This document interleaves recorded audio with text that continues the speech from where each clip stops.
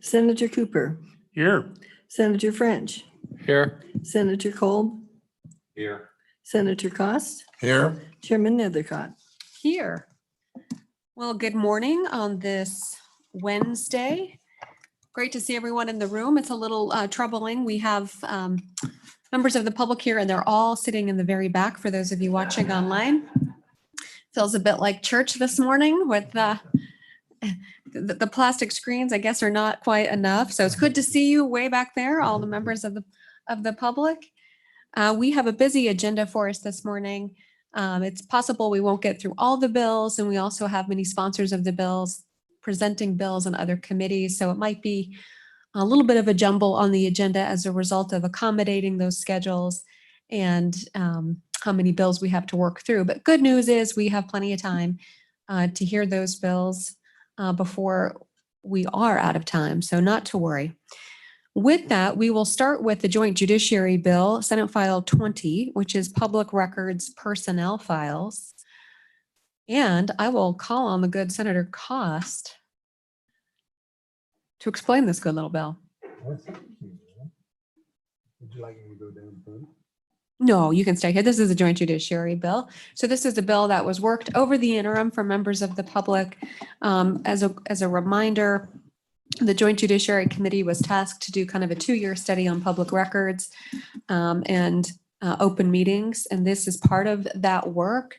During the interim, a working group was created. This is part of that working group's efforts. And so since Senator Cost is a member of the Senate Judiciary Committee who was on the Joint Judiciary Committee, we'll have him kind of walk us through the bill with an overview. Thank you, Madam Chairman. I might run you through the bill rather than walk, so we'll see how quick I can get through it and explain it. This is Senate File 20, Public Records Personnel Files. It's an act relating to public records, clarifying the right of inspection for personnel files, providing definitions and making conforming amendments and providing for an effective date. If we move down through it, you'll notice that this really starts out on page 2 with the addition, as used in this act, the definitions. We've got elements of performance, means any information that bears the public duties of a specified public employee. Institution of higher education means the University of Wyoming and any community college in this state.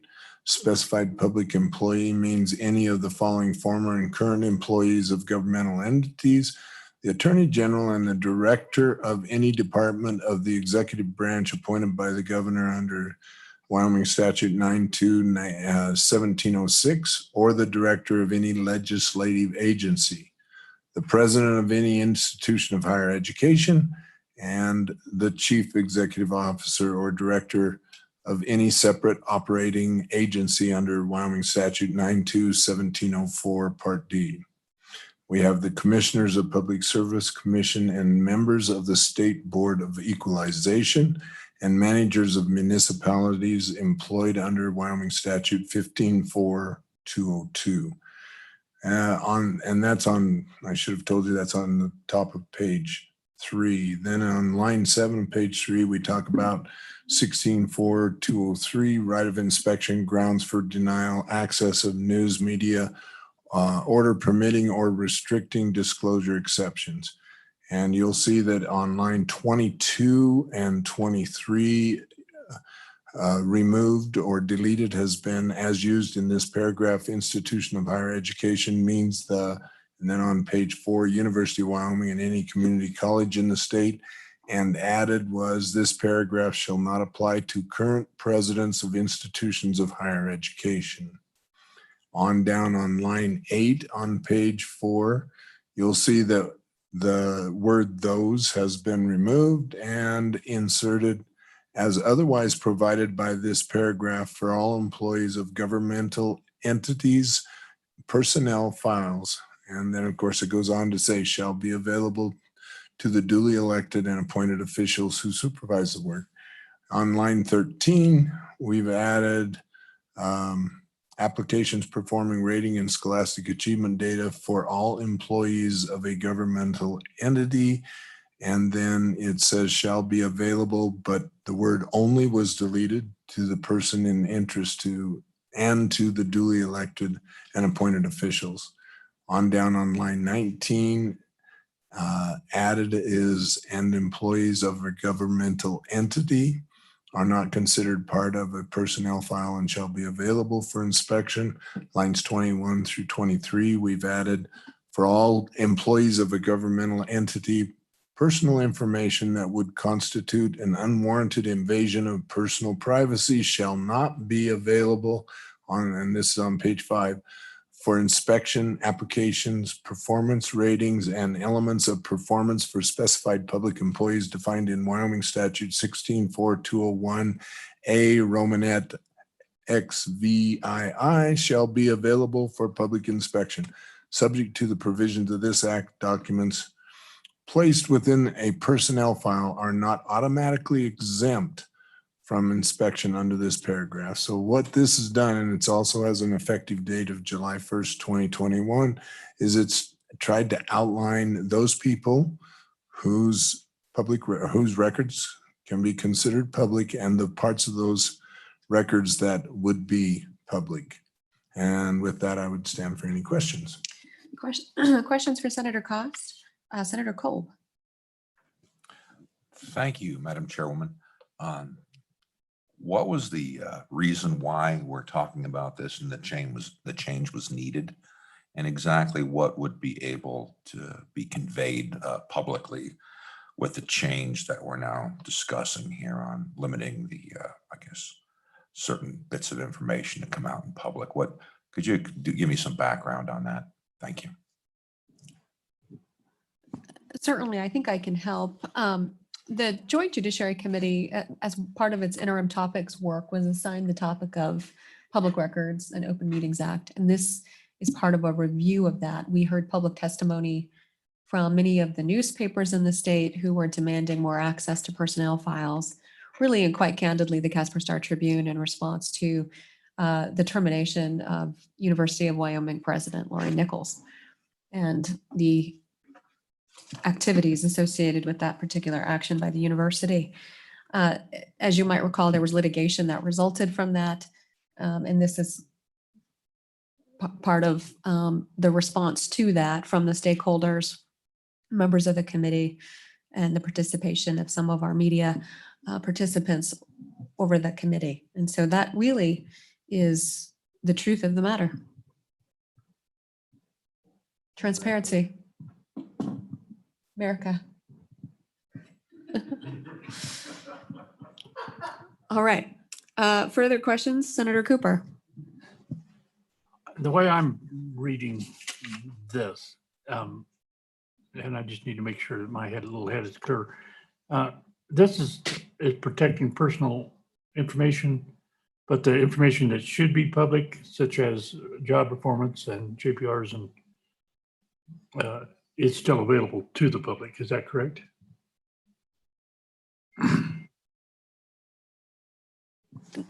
Senator Cooper, nothing has been removed from what is subject to the Public Records Act.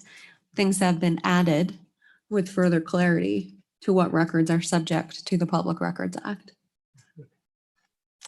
I think a good question for the committee to consider is on the bottom of page 4. For all employees of a governmental entity, personal information that would constitute an unwarranted invasion of personal privacy shall not be available for inspection. What a lovely construct. Who determines that and what does it mean? It's pretty unworkable, I think, at the end of the day, but it sounds lovely. Senator Kolb. Madam Chairwoman. Yeah, that was kind of my quandary here. I'm looking at this document and I wondered who makes those determinations. Is it, I mean, that's, I guess, my really main question here throughout this document. It's a good question, Senator Kolb. All right, any further questions from the committee? Senator Cooper. Thank you, Madam Chairman. I think I read that the custodian and the person involved would be the ones that would make that decision. Which line is that? I'm looking for it. Thank you, ma'am. Yeah. Any further questions from the committee? Okay, with that, we'll go to public comment. Are there any members in the room that would like to speak on this bill? If so, raise your hand. Wonderful. And those in the waiting room online, if you could raise your hand. And then I'll take you in the order received. Even if you're thinking about speaking on the bill, if you would raise your hand. All right. There's only one in the waiting room, and that's Mr. Bourne from the Casper Star. We will bring him in to the room, and then that will be the end of our testimony from those on Zoom, and then we'll hear from those live here today with us. Welcome, Mr. Bourne. It's good to have you again in front of the committee. Thank you very much. It's good to be with your committee this morning. My road is closed up here in Casper, so I'm really appreciating this Zoom, and thank you for allowing it. Absolutely. My name is, Madam Chairman, my name is Dale Boren. I'm publisher emeritus of the Casper Star Tribune. And I was involved in the lawsuit against the University of Wyoming with respect to Lori Nichols. And it was a pretty reluctant lawsuit. We did not want to take this petition to the court, but when Mrs. Nichols was demoted, they'd already negotiated her contract, and she was demoted down to being able to teach, I think it was home economics. It was a class at the university. And of course, that's a curious move. And we asked what she had done that meant she could not be the president of the university after her contract had been negotiated, but she could teach in the classroom. And the answer was, we're not going to tell you. And they just wouldn't tell us anything about the situation, why it had happened, what the circumstances were.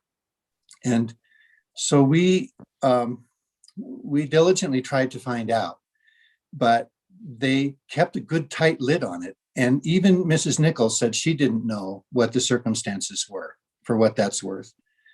So we went through this process, and in the interest of time, I'll just cut to the chase with the judge. The judge, I was slightly surprised, sided mostly with us in this case, and said that our argument was that a person who has tremendous impact on the people they serve in the state of Wyoming, that are paid with public funds, someone like a city manager, a chief of police, a school superintendent, or in fact, like the president of the university, that person has tremendous impact on the people they serve. In the university's case, the university educates the teachers in our schools, so that impacts everyone right down to the school-age kids. They educate the geologists and the engineers and the professionals that serve our state. If there's any money that comes into the state for research and that kind of thing, well, it typically goes at least through the university, if not directly to the university. They have a lot to do with the culture in our state, the arts, and all the wildlife. They just have an extraordinary impact on the state. And so that the person that heads that is more than, they have a responsibility to the people of Wyoming, how they behave, what they do, what they say, and more so than your average person who just has a job.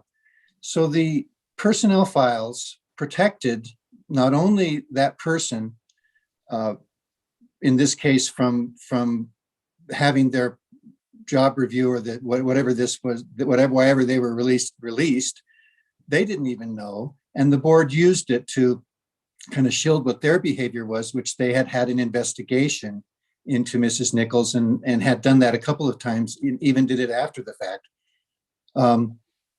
All which is probably okay as long as it's on the table.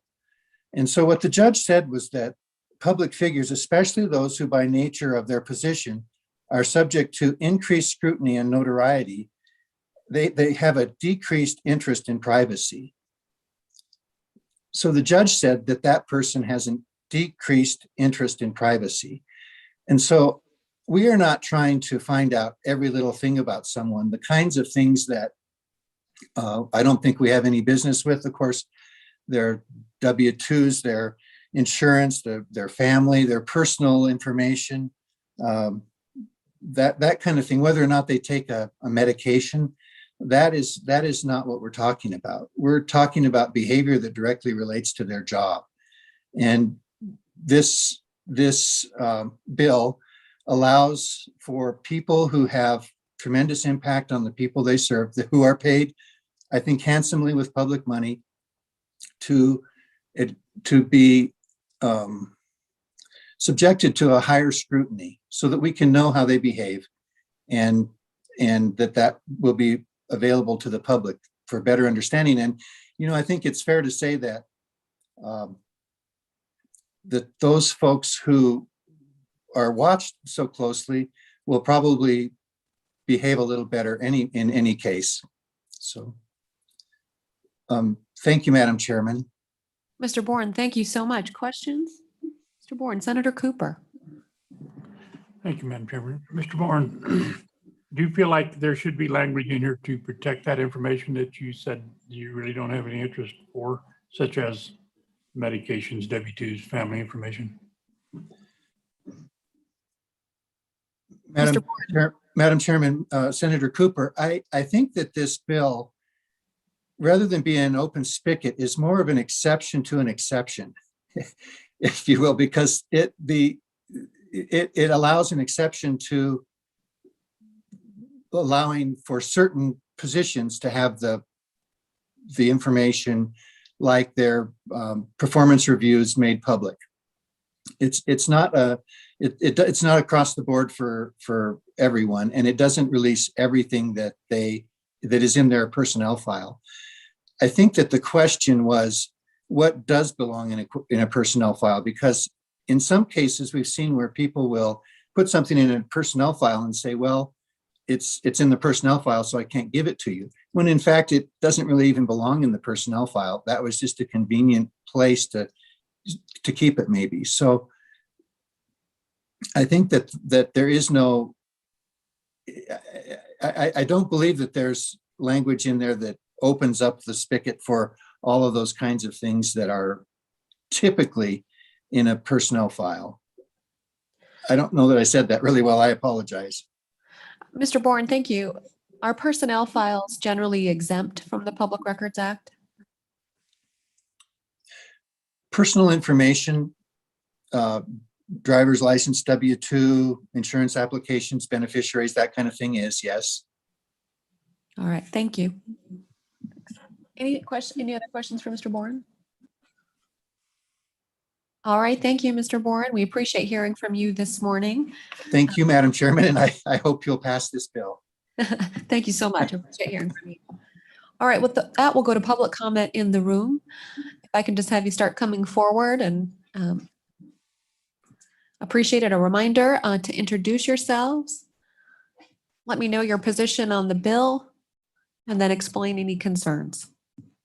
We have a team.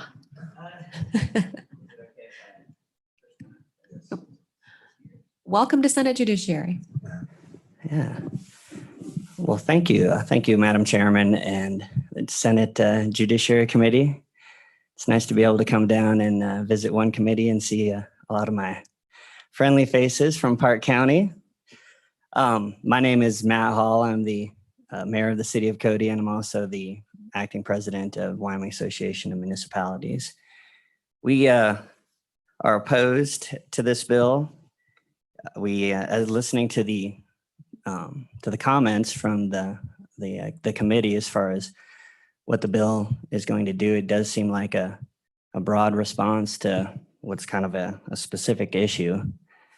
As someone that has a city administrator for the city of Cody, it's very sensitive to hire these people. It's competitive. We're competing with interests even outside our state, and we can't pay these people a lot of money sometimes. And so when we have issues like this that come in and they see that we might not be able to keep some of these things as confidential in hiring them, that turns people away. In fact, we actually locally, we're trying to hire a airport board manager recently, somewhat in the same particular vein as what we're talking about. And the loose lips, the press kind of got a hold of some things, and we lost two of the main candidates that we wanted to hire. Some of that was on them. I mean, they didn't clear their own kitchen first as far as talking to their previous employer, but that was one of the issues when we were trying to hire those two people. So I would again just urge that you don't pass this. Put some of the faith in the elected officials that are already there, that are elected to represent the public, that have some of the oversight with some of these city managers and people.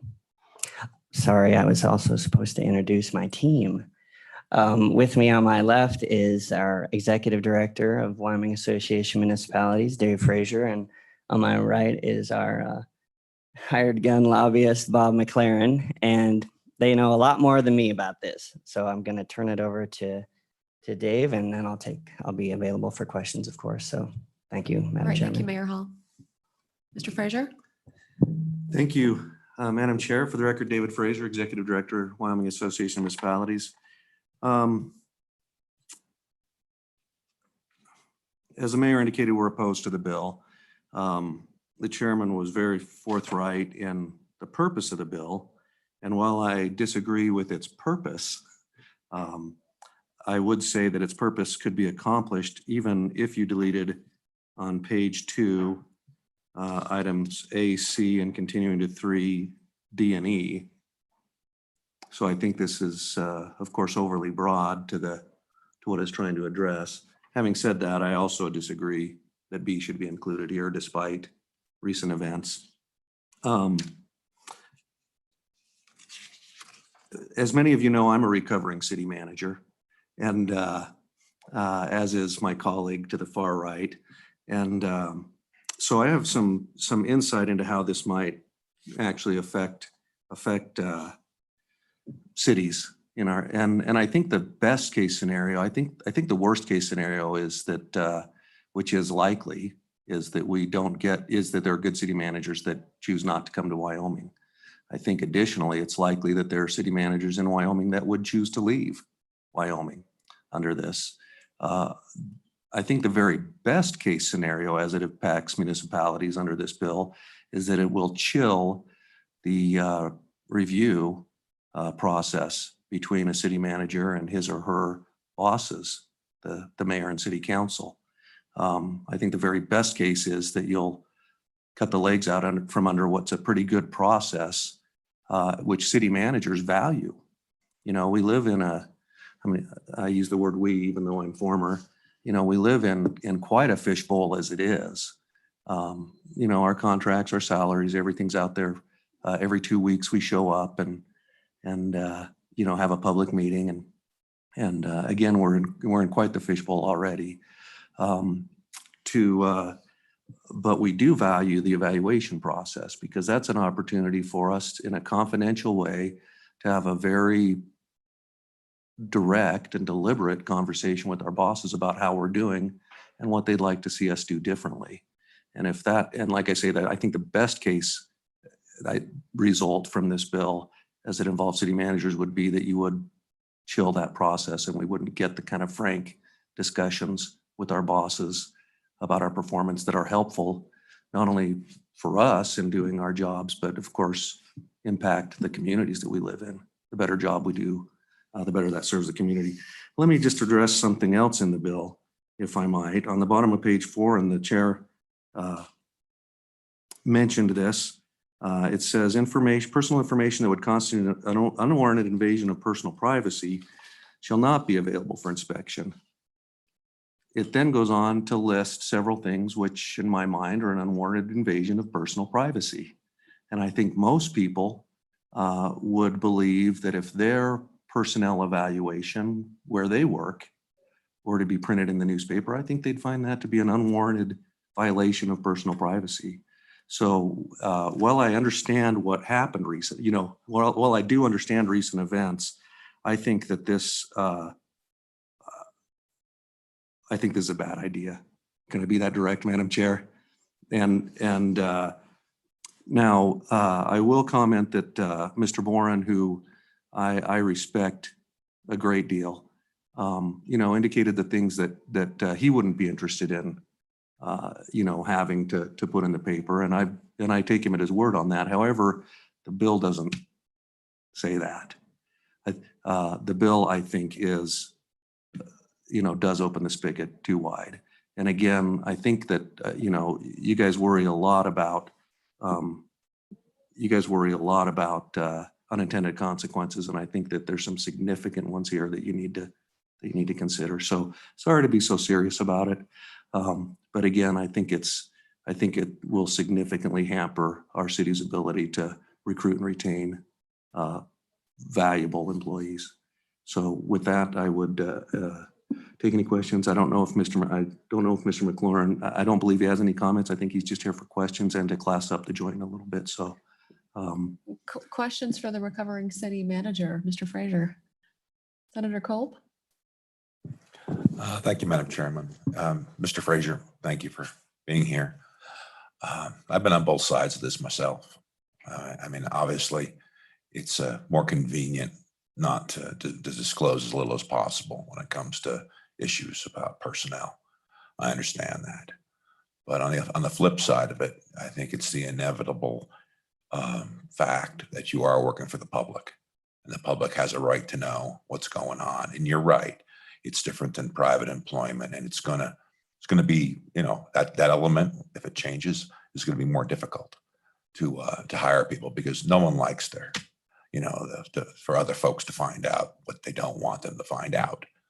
And we're going to have this situation here where we're trying to deal with people that in fact work for the public, and the public has a right to know quite a bit of things because that's who their boss is the public. And yeah, you're elected.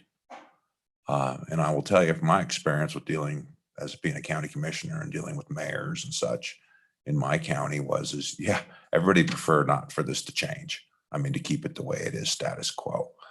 But I just think the fact of who you work for makes your job public. And we had, issues with salaries for the hospital.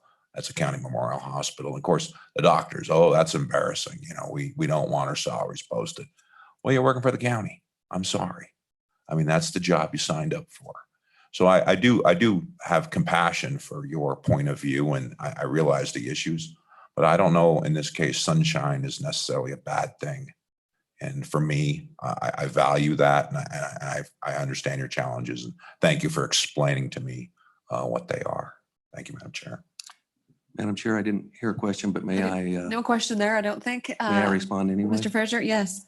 So I thank you, Senator. I appreciate those words through the chair. If I might just share a quick personal experience. When I was at one of my jobs, I've managed 4 cities, and in one of those, they actually hired a public investigator to do the background investigation on me pre-hire. And he submitted a report that was, I'm not kidding you, that thick about everything about me and my background. Later on, several years later, a disgruntled former employee filed a public records request to get my background investigation. And under the law of that state should not have been granted it, but was. The clerk's office made an error and provided it to him. And when I got word of that, I got word of that kind of immediately. And so I asked HR to print it, get a copy of that and send it down to our public information officer. I called down to the PIO and said, you need to read my background because whatever's in it is going to be in tomorrow's paper. And I hadn't read it myself, but a few hours later, the public information officer showed up in my office and dropped the report on my desk and said, Mr. Fraser, you don't have anything to worry about. That's the most boring thing I've ever read. And sure enough, none of it was newsworthy. But even though there was nothing in there that was embarrassing or newsworthy, I still wasn't real comfortable that I had disgruntled former employees thumbing through my background investigation and potentially providing it to the press. And I don't think we're kind of, the bringers of the bill, I think, are kind of thinking toward worst case scenario, and we have an interesting experience in recent history, right? But I've got to say, even if my performance evaluation isn't necessarily bad, you know what I mean? Even if it's not necessarily bad, if it's done right, it should have elements in there on which I can improve. And I'm not sure I want that being a headline. There's always something we can, the best of us have things we can improve on. You don't have to be sick to get better. But I just think that is an unwarranted violation, of your personal information. And I think that should stay personal between employers and employees. We do have in the public, and I'll get off my soapbox momentarily, but we do have elected officials that, produce and are privy to that information, and the voters should trust them, and the voters don't trust them. Of course, there's ways to take care of that. And not that I'm encouraging that. But okay. Any rate, I just think this is going to have, like I said, at best, a chilling effect on an important process between an employer and their employer, an employee and their employer, and at worst case scenario, it's just going to keep good folks from coming to or staying in Wyoming to serve our public. Thank you, Madam Chair. Thank you, Mr. Fraser. We love hired guns in the Judiciary Committee, Mr. McLaurin. So if you would like to make a comment, please feel free. No, ma'am, I have nothing to add. Be happy to answer any questions. Thank you. All right, questions for these gentlemen? All right, thank you all for coming. We appreciate it. Any additional public comment on this bill? All right. Yeah, don't be afraid. All right, seeing none, public comment is closed. Committee, back to you. Madam Chair, Senator Cooper? I stand corrected on my comment earlier. The lines I were looking at were page 4, line 14 through 16, and I don't believe that applies as it's written to the personal privacy issue. So with that said, I know better than to question the good chairman's judgment. So I stand corrected, ma'am. Thank you. No, Senator Cooper, I think that there is a lot of confusion about this topic and this bill, and some of that has to do with the ambiguity kind of associated with the concept in general. I see challenges with that very section of the bill, which is page 4, lines 14 through 16. And so going back to the complete sentence, starts on line 12, says applications, performance ratings, and scholastic achievement data for all employees of a government entity shall be available to the person in interest, which is the employee, and to which is not clearly understood, and to the duly elected and appointed officials who supervise his work. Of course, we're propagating the pronouns, but it requires there to be a supervisory element. Well, oftentimes the Human Resources Department, which actually maintains the personnel file, doesn't supervise. So it's a violation of statute, right? I mean, because the statute is written in a way that's not pragmatic to how personnel files are actually used. It's written for purposes of media inquiry. And so it has that particular viewpoint on it. So I do think there are significant challenges with the bill, but they can be overcome in the interest of sunshine. Senator Kolb. Madam Chairman, scholastic achievement. I kind of think thinks it's a bit of an overreach there. I think performance ratings are legitimate because they are going to be counted in the retention or letting go of said person with the supervisors. I think that has a lot that I find that valid, but scholastic achievement, I'm questioning the need for that, and maybe if someone could explain why that's pertinent for this question, and it is the need. Thank you, Madam Chairman.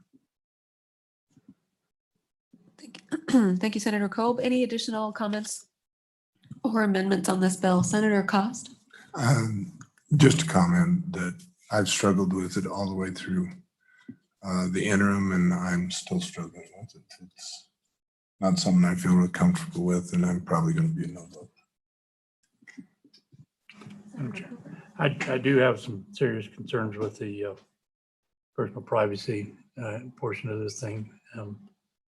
Without some serious language in there to protect the personal privacy, I think I'd have trouble moving forward with this.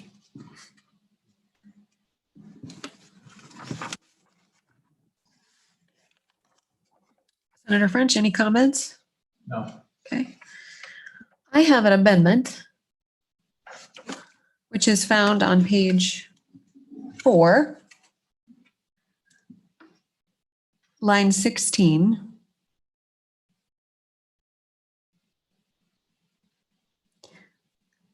To strike the word his and replace it with the. Replace it with what? The. The.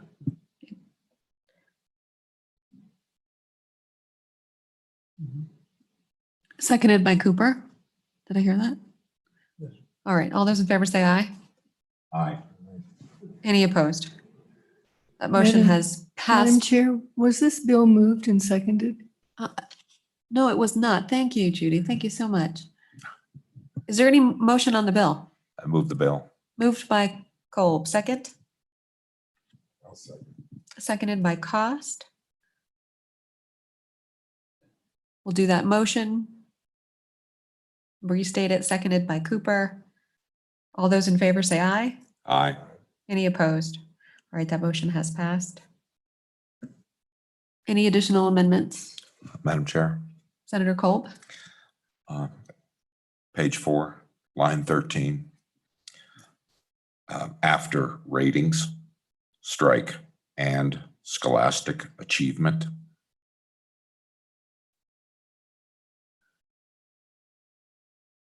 You want to strike the word data? Well, performance ratings data. Okay, we'll add data to that. And the word and? Yes, I started off with and scholastic achievement data, and then keep the rest. Judy, did you get that motion? All right. Is there a second?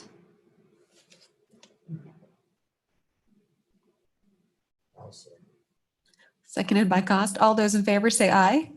Aye. I'm going to need you to vote loudly. We're here to vote. We're going to vote. All those in favor say aye. Aye. Aye. All those opposed? Opposed. Okay. That passes 4-1. Any other amendments? Okay, question being called on the bill. Roll call vote, Judy.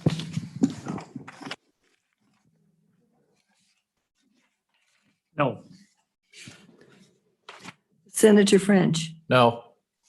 Senator Kolb, Aye. Senator Cost, No. Senator Chairman Nethercott. Aye. Madam Chairman, Senate File 20 is amended, fails with three noes and 2 ayes. All right. Slicing and Dicing Committee. Okay, with that, we're going to move on to Senate File 146, 6-person juries in civil cases. We will have Senator Cost take over the meeting, and I'll present this bill.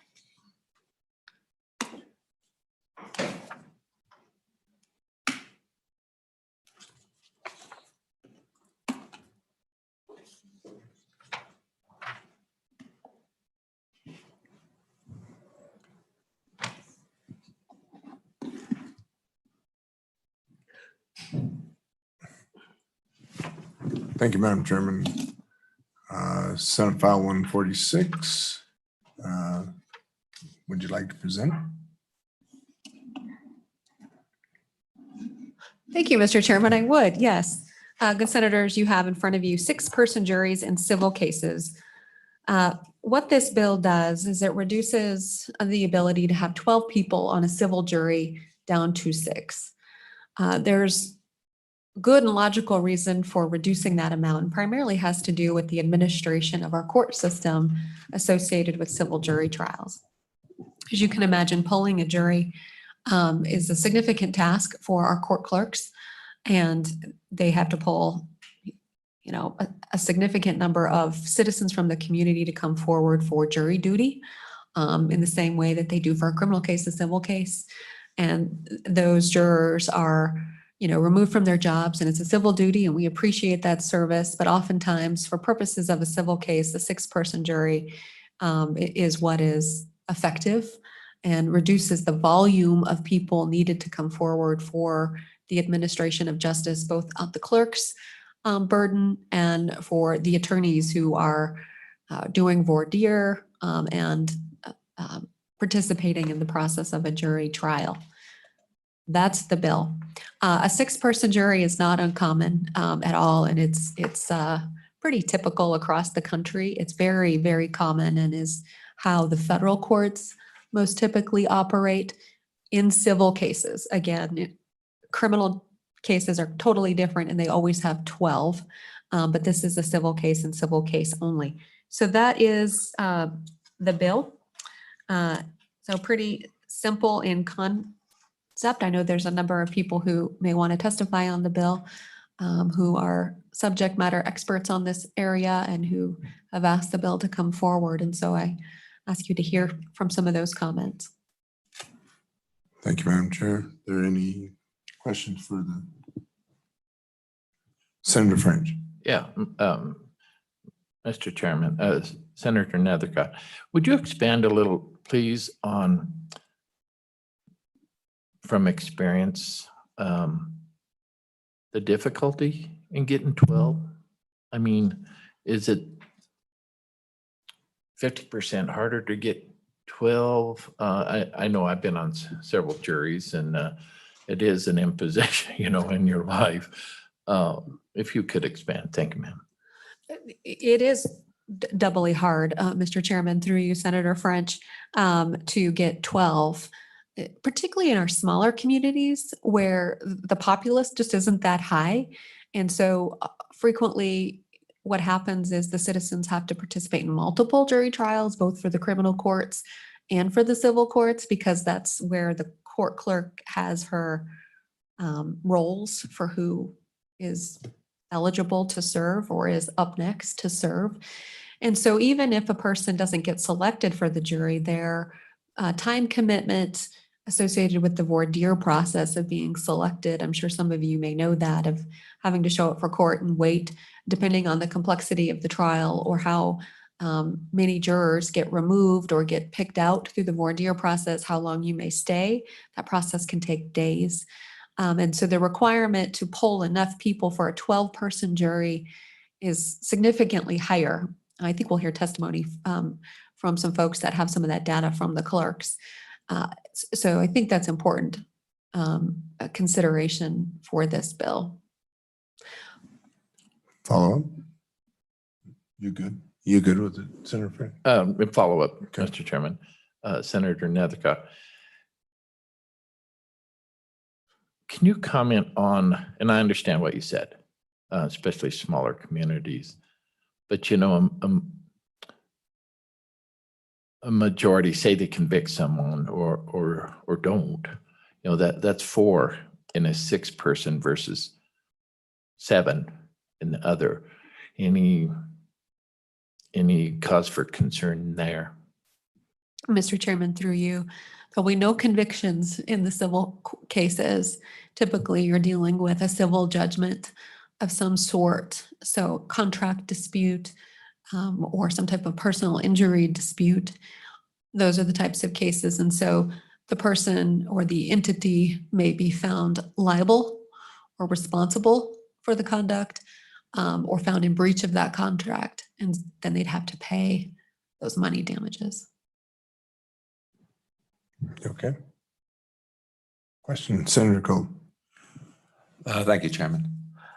Senator Nethercott, do you feel, I want to ask a question here now. Do you feel that this is a better fit for our current state of affairs with social distancing? Because we'll have jury boxes are fixed. And I think in our present state of belief, it may be beneficial. What is your opinion? Mr. Chairman, that's a brilliant question, Senator Kolb. Yes.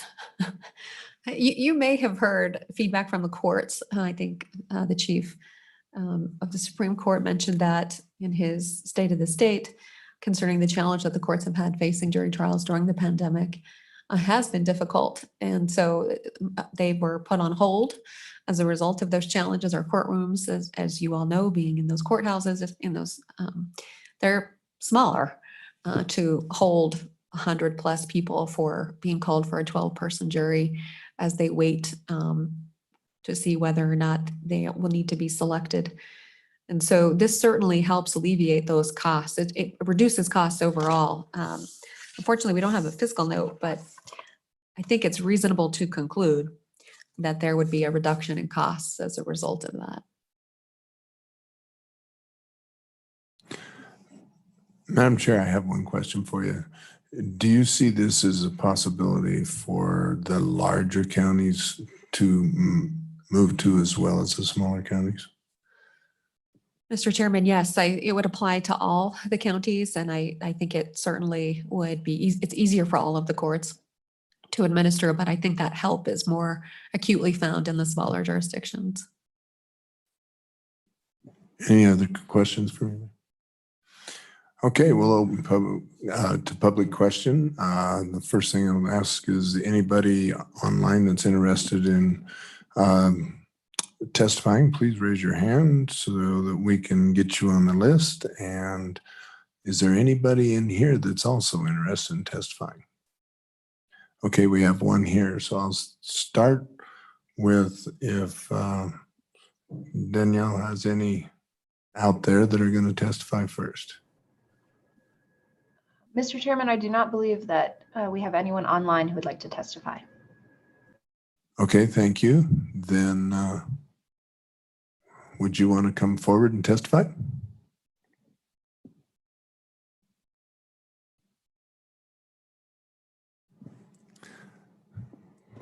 Thank you. Please state your name and who you're with and take it away. Good morning, Mr. Chairman, members of the committee. My name is Beth Lance, and I'm here today on behalf of the Wyoming Trial Lawyers Association.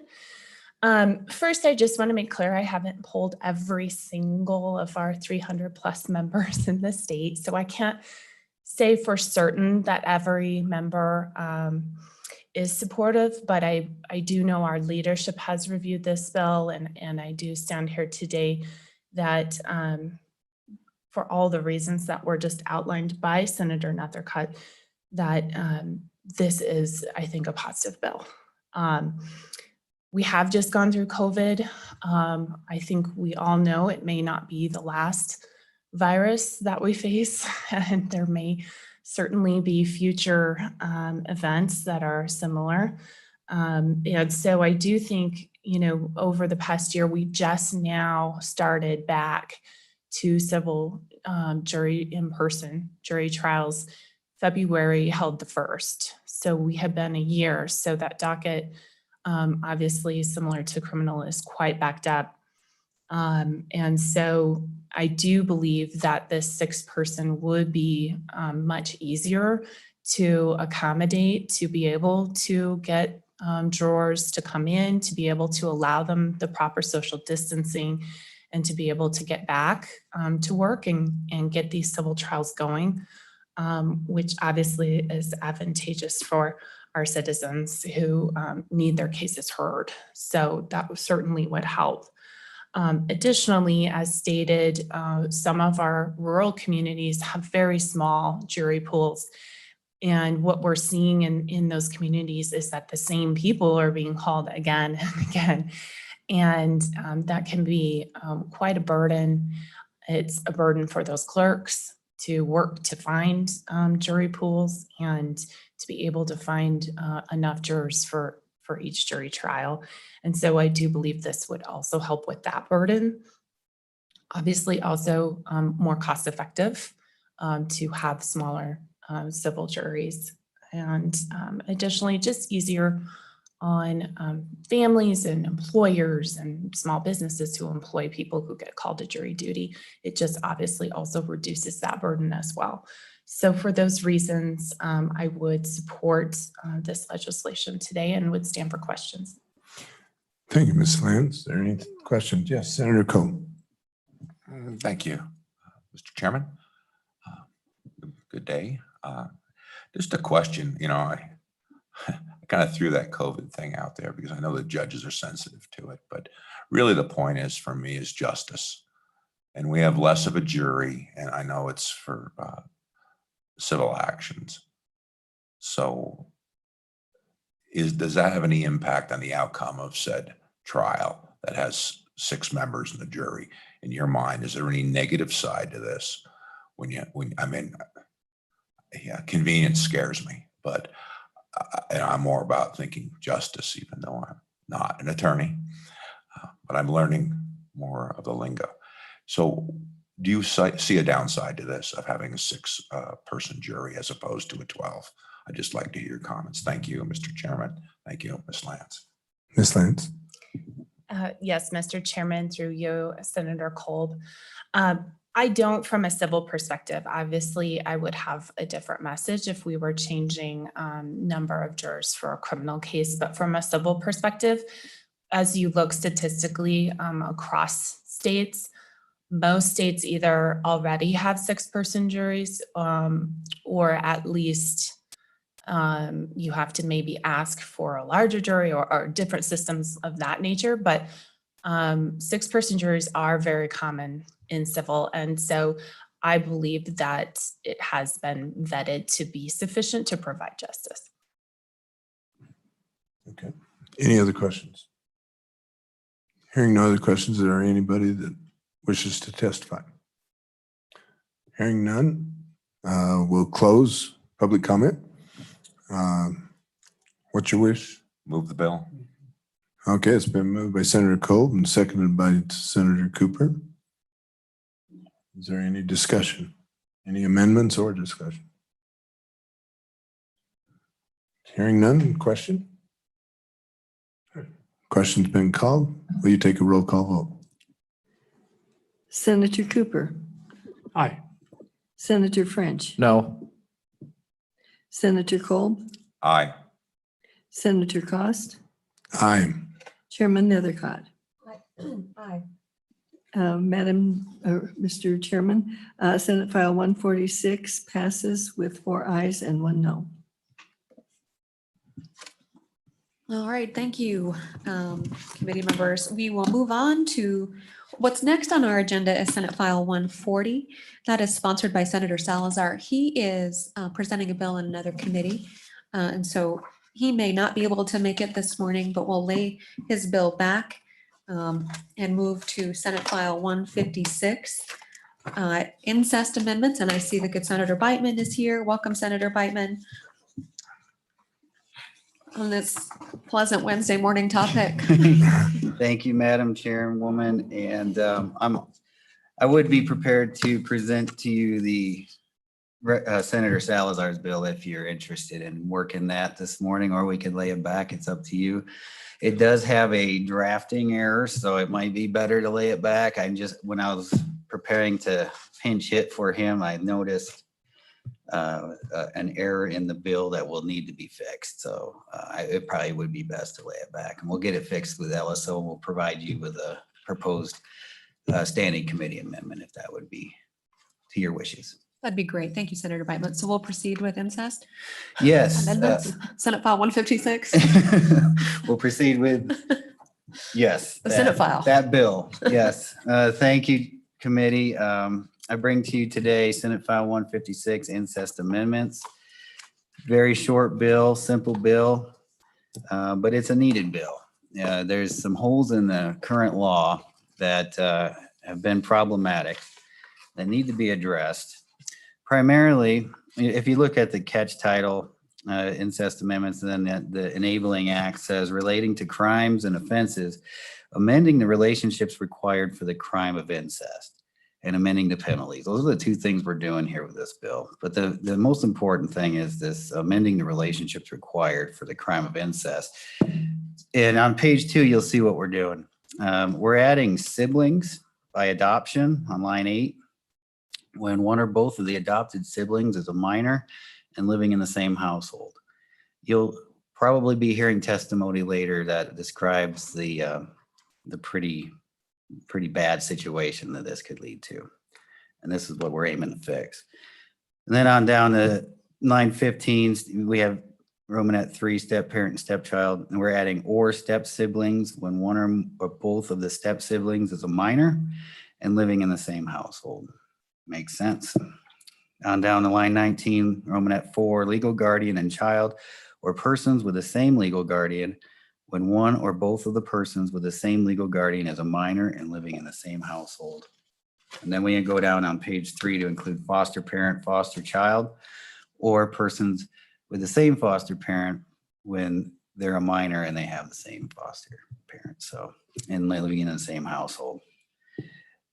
On down to the adjusting the penalty for incest. This was another issue. I talked with my local prosecutor. They don't really charge incest that very often. The penalty is too low and it just doesn't work out for them. So they end up charging other things such as sexual assault. What I wanted to do is I looked at what the penalties were for human trafficking in the first degree and then of a minor. And then I adjusted these penalties accordingly so they match. And you'll hear testimony later probably that statistics show that a lot of the human trafficking victims nowadays are trafficked by their family members, and almost half, I believe. And it's a pretty bad deal. And we need to try to get these penalties up to snuff so these people are punished accordingly. And so you'll see on page 3, we're raising it for not less than 5 years, no more than 20 years, and a fine not more than $10,000. And if the person is 18 or older and the victim is less than 18, imprisonment of not less than 25 nor more than 50. So the mandatory minimum would be 25 for a minor, and that matches the human trafficking of a minor statute. So that's what we're doing, committee. I'll stand for any questions. There'll be some more testimony that is more in-depth and quite frankly, probably gut-wrenching. So I'll leave that to them and I'll stand for any questions. All right, thank you, Senator Beitman. Questions for Senator Beitman? Senator Cooper? Thank you, Madam Chairman. Senator Beitman, while I agree wholeheartedly with the need for this, I question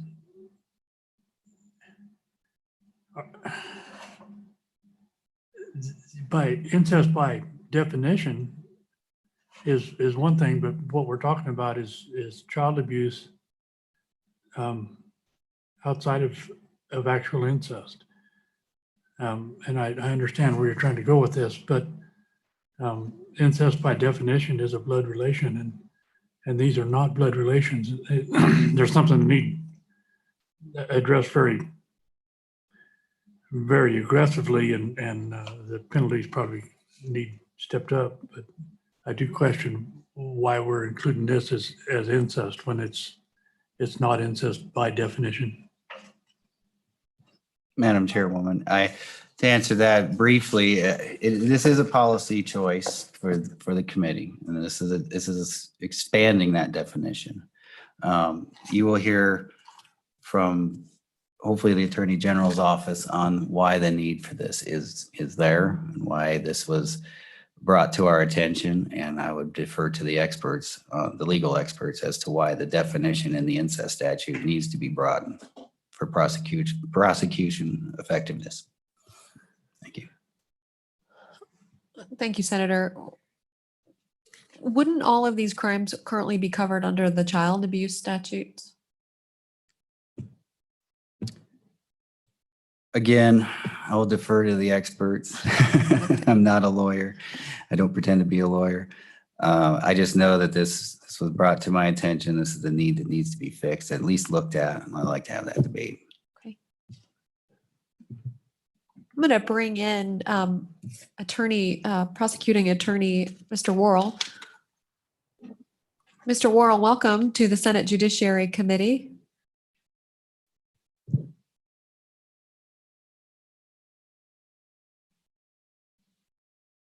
Mute. I'm unmuted, but you lost me there. We have you now and we can hear you. If you want to start your camera, you may do so. And if you don't, we can hear you. So feel free to share with us your thoughts. Okay. I thought, well, I was on and then I wasn't, so I don't know quite how to do that. Maybe I can get it here, but I'll go ahead and speak to it. I agree with the whole, here we go. Thank you. Hello, Okay. welcome. If you would introduce yourself and state your name for the committee and for those watching. My name is John Worrell. I'm the president of the Wyoming County and Prosecuting Attorneys Association. I want to address this bill, and first of all, I must say I agree wholeheartedly that there are problems with this bill. Problems with the law in the sense that there is a hole in it. And I think Senator Beitman captured that quite well, Madam Chairman.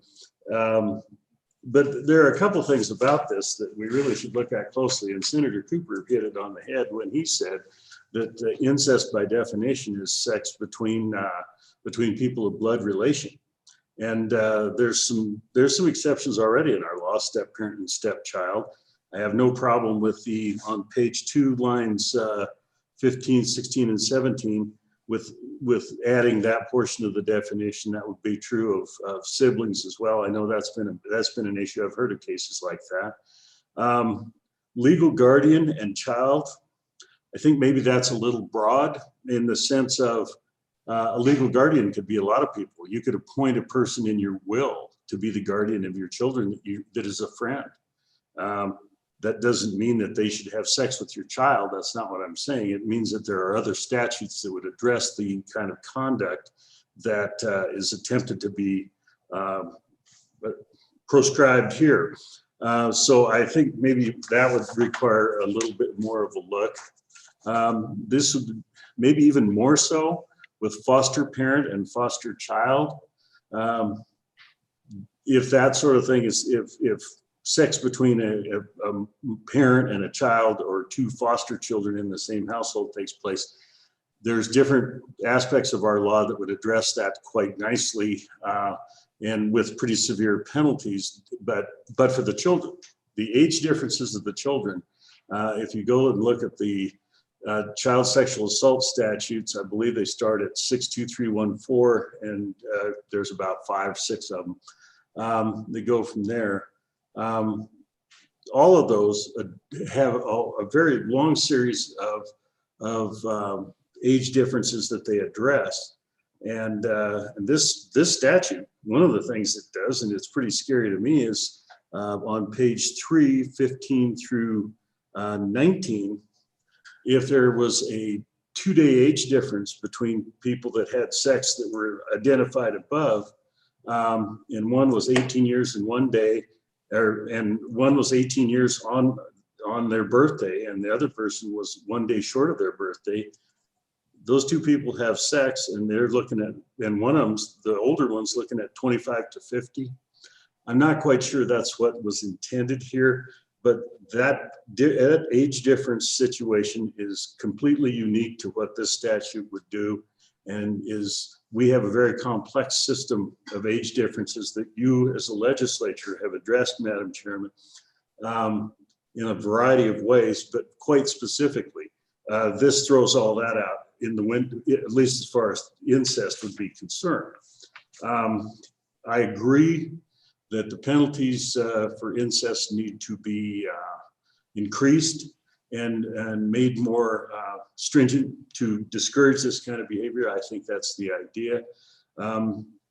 And I'm not by any means criticizing Senator Beitman's efforts here, because I think they're appropriate. I think when we're talking about about legal guardians, foster parents.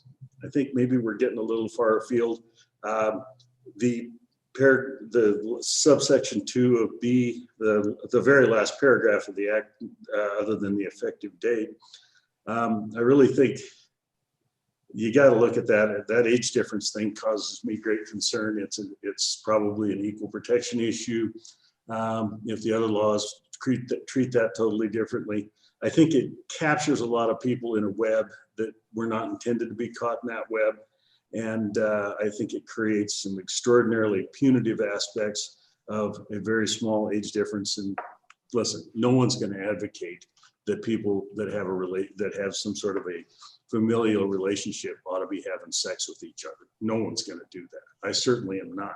I just think that what we have here is something that is quite a bit more, it goes quite a bit farther than I think our law requires it to. I think some of this is unnecessary. I've identified those portions, the legal guardians, the foster parents, and then this last paragraph about between 18 and 18, and it took 25 to 50. That's the penalty for first-degree sexual assault, the most serious crime that our state has on the books, other than various forms of homicide. And I think that's a good thing, but I'm not quite sure if sex between people that are two days apart in age necessarily warrants that kind of punishment. And I think it totally runs afoul of the entire scheme that you as legislators have put into place to deal with various forms of child sexual assault.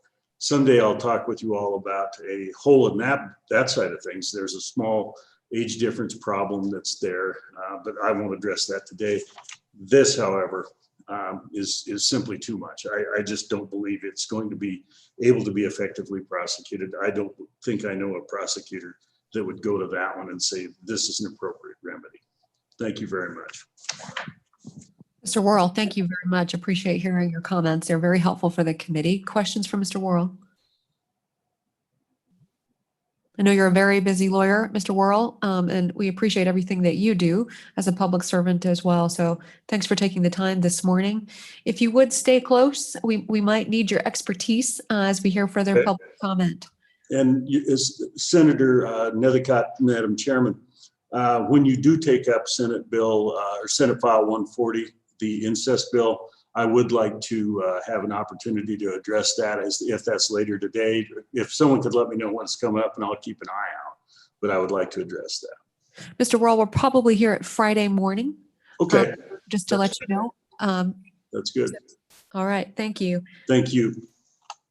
We'll go With back to you. Stay close. We'll go to Ms. Schmidt from the Department of Family Services. Director Schmidt, welcome to the Senate Judiciary Committee. Good morning, Madam Chairwoman. My name is Corin Schmidt, and I'm the Director of the Department of Family Services. We have a few comments on the bill, and I'm actually going to defer the conversation to Lindsay Schilling, who is our Senior Administrator for the Social Services Division. And it's within her division that manages all of our child welfare, juvenile justice, and children in need of supervision matters. Wonderful, Director Schmidt. And Ms. Schilling, I've just brought you into the room. If you could turn your camera on, and then we can see you on the big screens.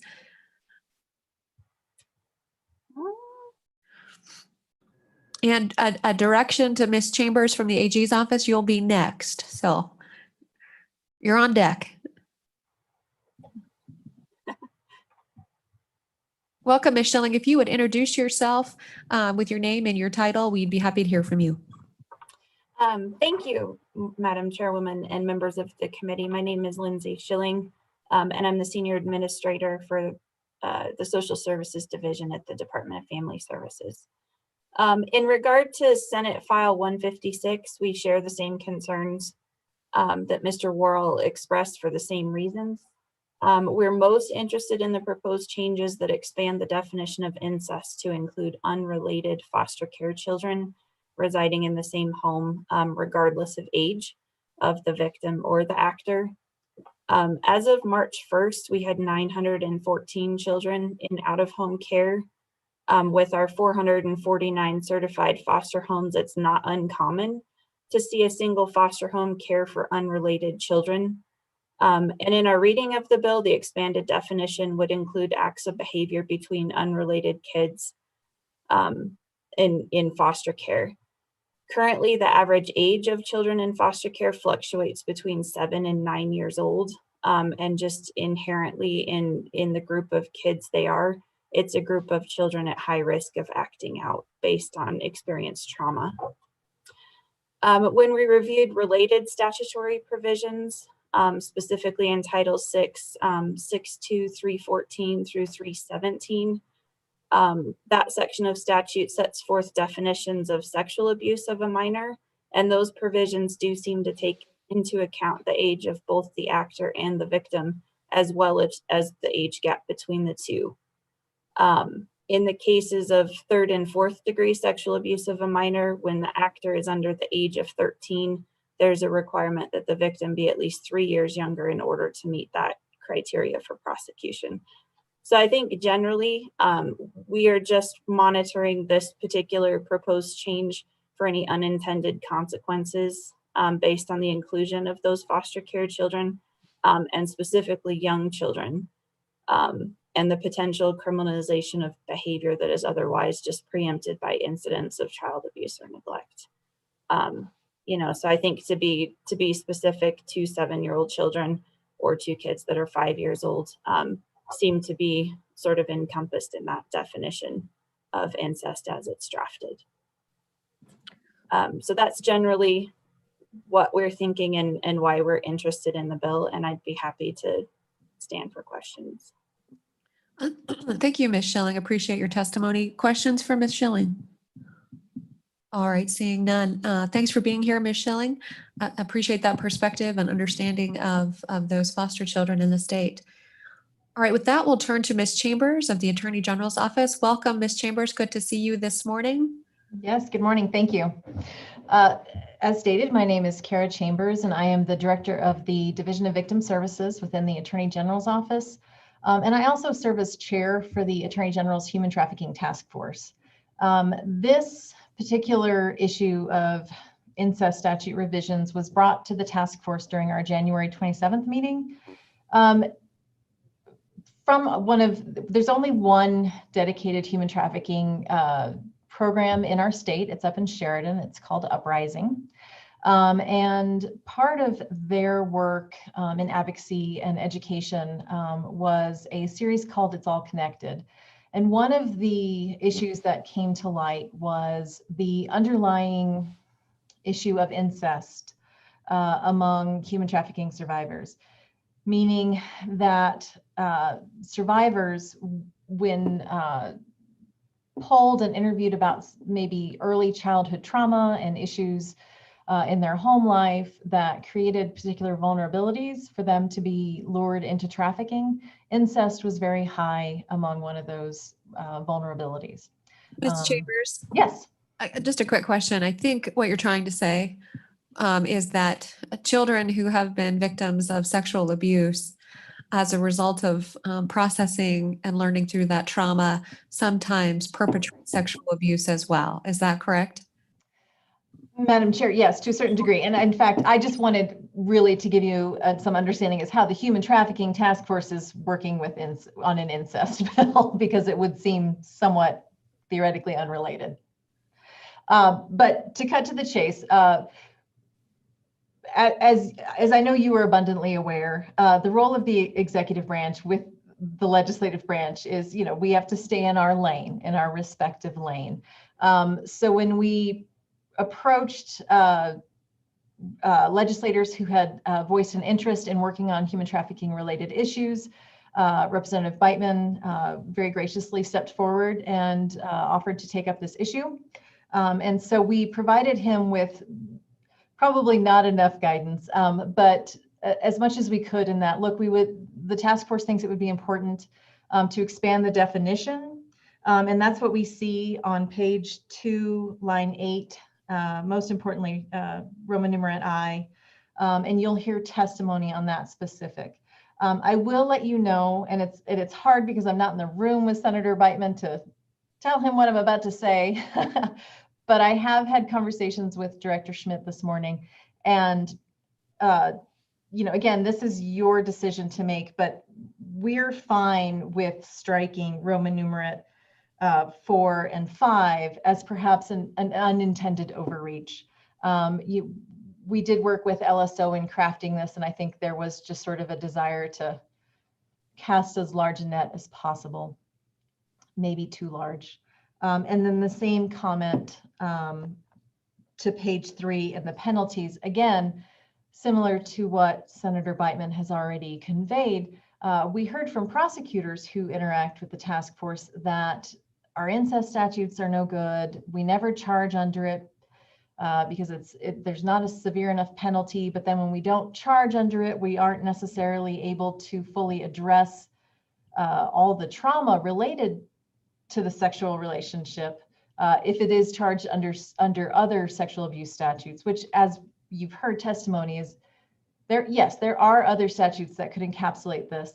But I think there was a desire to really call it what it is when you have this really extra level of trauma when there is a parental child or sibling relationship involved in the sexual abuse. And that was really the intent with trying to open up the incest statute and make it something that prosecutors could work with. I very much appreciate John Worrell's testimony, because he is who you need to listen to. He is who has to work with this, and he raises some very valid concerns about the 18 and 17 and 11 months and 29-day issue. But with that, I think that's sort of the background of where we came from this. And as always, I'm very happy to stand for questions and follow up. And I will remain in the background in case there's circle back to anything that I could assist with. Ms. Chambers, thank you. Questions for Ms. Chambers? Yeah, Senator Cooper. Thank you, Madam Chair. Thank you, Madam Chair. Ms. Chambers, could you reiterate what you had to say there on page 2, line 8 through 10? I'm not sure I understood your direction on that as far as the parent, child, and siblings. That line 8 through line 10 is a little confusing to me. Ms. Chambers? Madam Chair, Senator Cooper, on page 2, line 8, so we're at it. The bill intends to insert the word "or siblings" by adoption. So you will hear testimony this morning about a scenario where you had adopted siblings where there was sexual abuse perpetrated, and a prosecutor in that county who felt that they couldn't charge under any of the existing child abuse, couldn't charge under incest.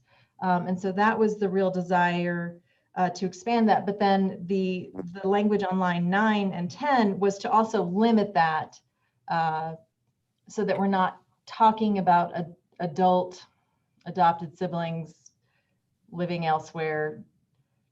I guess we didn't want to get too deep into it, but that would be an addition. So currently the only understanding of the adopted relationship in the current incest statute is just between a parent and adopted child. And the desire, again, through specific case example, was to expand that. And you should hear from both the advocate who worked the case and I believe one of the surviving family members. Thank you, Ms. Chambers. Any follow-up, Senator Cooper? No, ma'am. I think I got it sorted out in my head. I'm glad you do, Senator Cooper. I look forward to learning more, Ms. Chambers. Thank you so much. Thank you. Those in the waiting room who wish to testify, if you would raise your hands. All right. If you're thinking about testifying, if you would please raise your hand. And I need you to raise your hand now because I'm balancing our time interests here. All right. With that, we will welcome in Ms. Clover. Ms. Clover, welcome to the Senate Judiciary Committee. If you would turn your camera on and introduce yourself.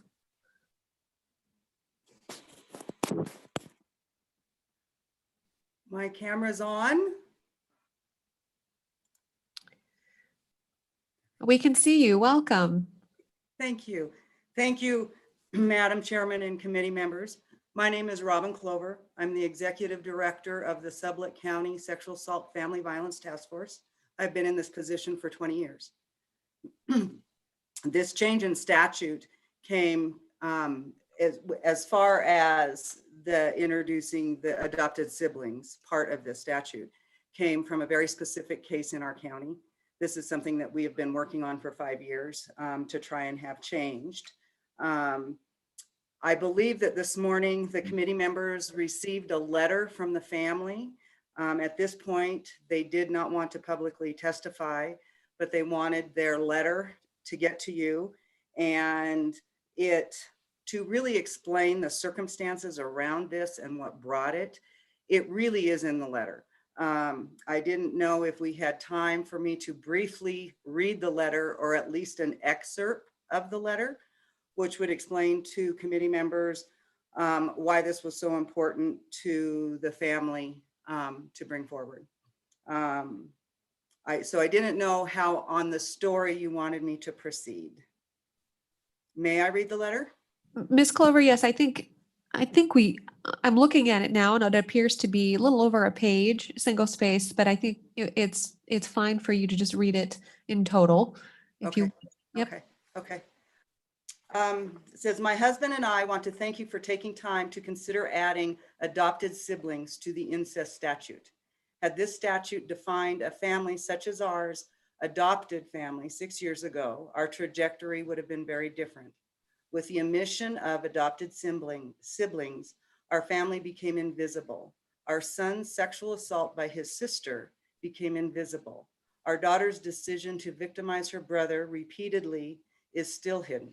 And my husband and I were suddenly faced with trying to withstand the onslaught of well-meaning but misguided school personnel, law enforcement, child protection services, and juvenile justice system that did not see a victim and an offender.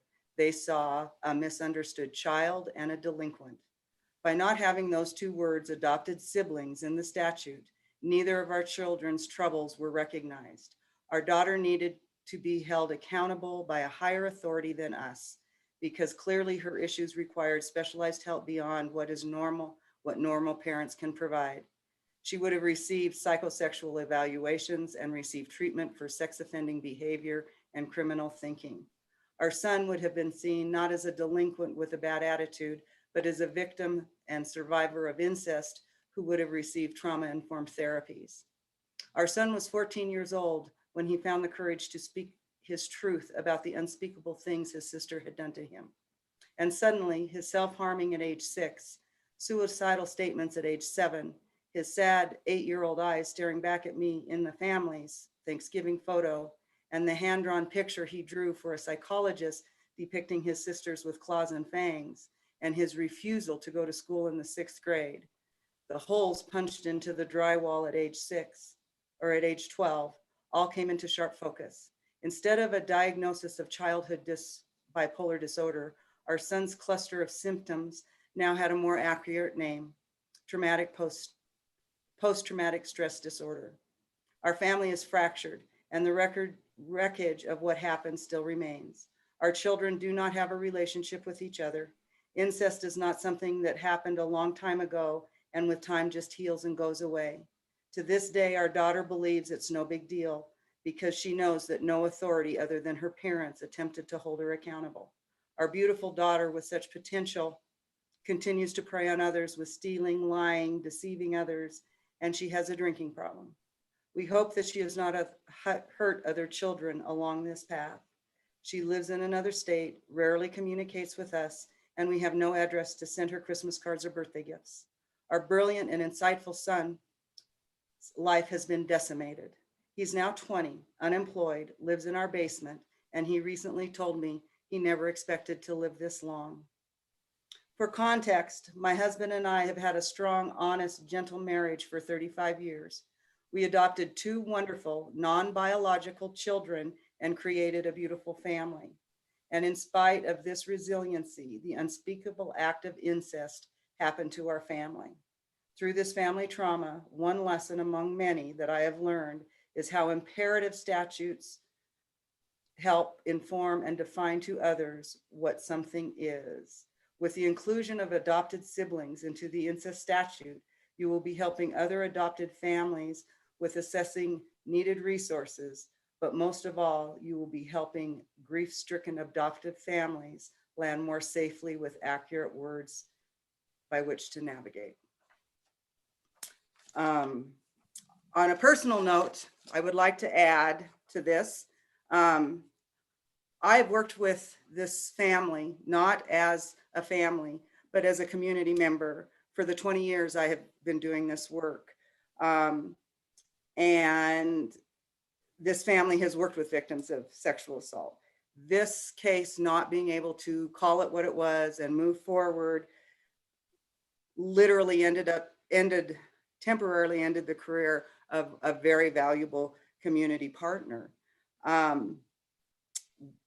We know that the current definition of incest has to do with blood relations. But in today's world of blended families, adopted siblings are there very much of the time. And we also have learned that incest amongst siblings is the highest form of incest, even above a parent and a child. And that in today's world, many people think that this is, quote, a mutual act of soothing of a dysfunctional family and these kids coming together.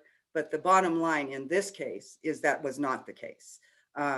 This was a family who needed help. Both children needed help. There was coercion, there was violence. This was not a mutual relationship. And they were young, far too young to have been charged with a sexual assault. That's why the family didn't want to go forward in moving any other type of crime, because these, at the time that the incest took place, they were young. At the time that, How old were they, Ms. Clover? from what we can tell, it started, well, the son did not disclose until he was 14. But we believe that based on his age and the behaviors early on, he was, we think about 5, maybe 6. How old was she?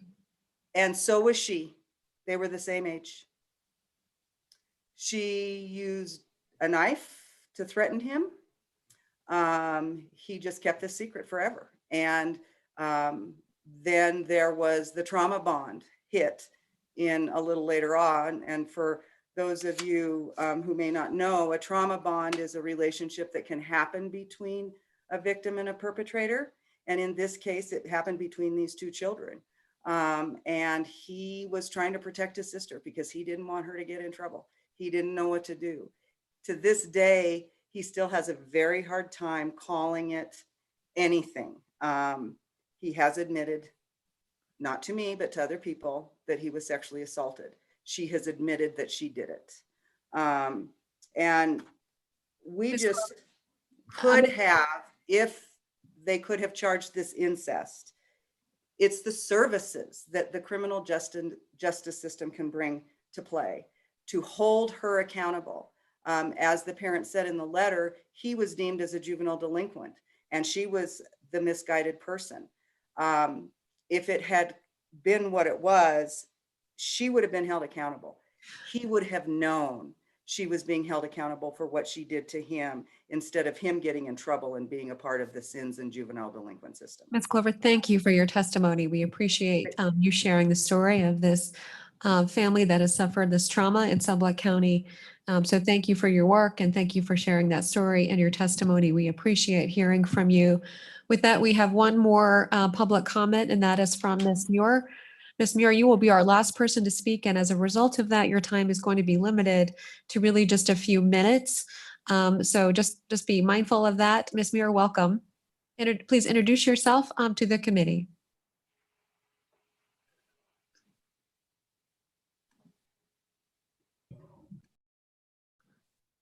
Good morning.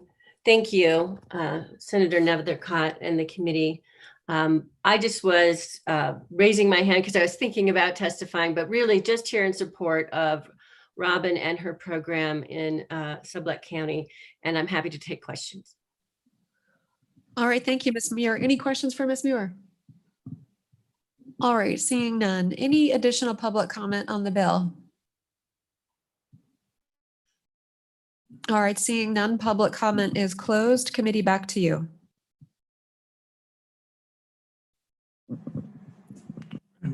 Senator Cooper.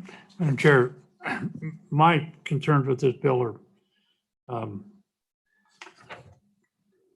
mirror the concerns that Mr. Worrell put forward. I think I got through the siblings thing. I understand where we're going with that. I do believe it needs some amendment. But my question is on page 3, lines 10, and really all of the sentencing. When I look at this instance between the two siblings, obviously there was a need for counseling, there was a need for psychiatric help, but I don't think that there was a need for imprisonment of the abuser. She needed help, not incarcerated. And I don't see where in this, as it's written, that's possible. Secondly, Mr. Worrell's concerns about the age 18 thing. I had the experience in life of working with a gentleman who was dating. This was in the Deep South, and it was an interracial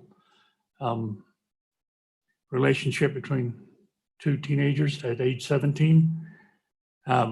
When the boy turned 18, it turns out the girl's father was the county sheriff. The day that he turned 18, she was less than a month younger, and he was charged with assault, and that has followed him his whole life. It was 2 kids.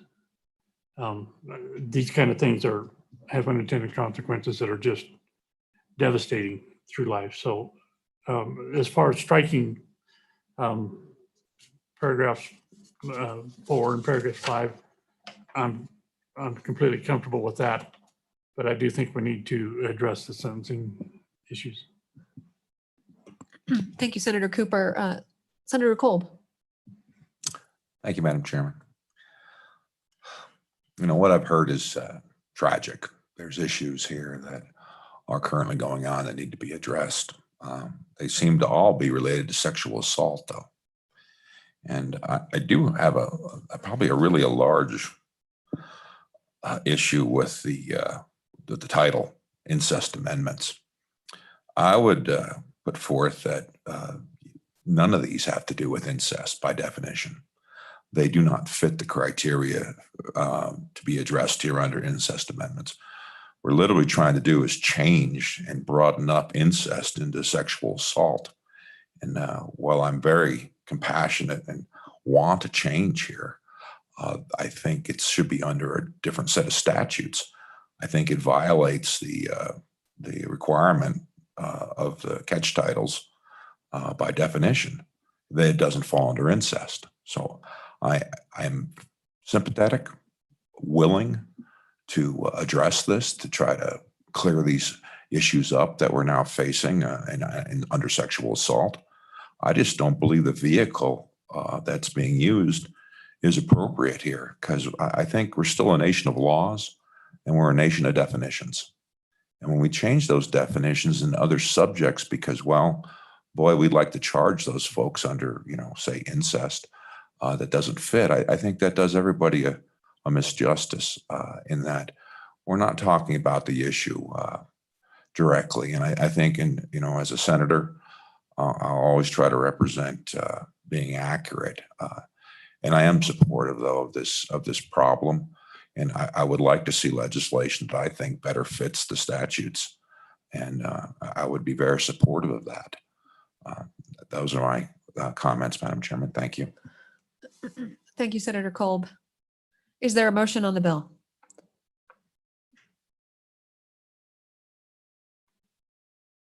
All right. Senator French has moved it. Is there a second? All right, seeing no second, Senate File 156 has failed as a result of a lack of action from the committee. Senator Beitman, thank you for your efforts. Sounds like there's a lot of people interested in this bill and this issue and recognize the need to provide further clarity. So I look forward to seeing it again. Thank you, Senator Beitman. All right, good committee members. We have 2 bills left for the day. As indicated, we will hear human trafficking of minors, Senate File 140. I think many of the interested folks who are in the room for this last bill are interested in that. We'll hear that on Friday morning, in addition to Senate File 128, which is Senator Kinski's bill, the temporary delegation of parental authority. With that, appreciate your time this morning. I know it was a tough morning, tough topics in Senate Judiciary. But appreciate all the hard work of the committee members. With that, the meeting is adjourned.